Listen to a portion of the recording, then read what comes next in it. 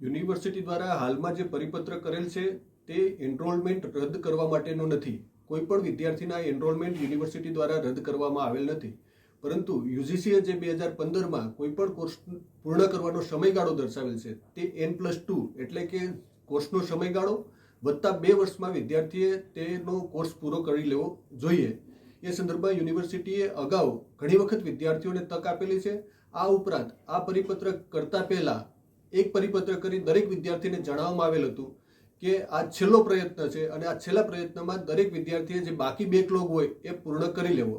આમ છતાં કેટલાક વિદ્યાર્થીઓની રજૂઆતો આવી છે, કેટલાક વિદ્યાર્થીઓના બેકલોગ બાકી છે.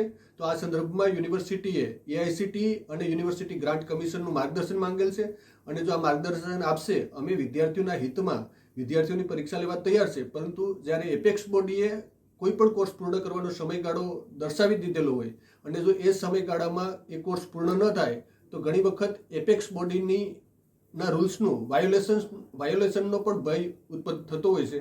આથી યુનિવર્સિટીએ પરિપત્ર કરેલ છે, આમ છતાં માર્ગદર્શન આવ્યથી આગળ યોગ્ય કાર્યવાહી કરવામાં આવશે.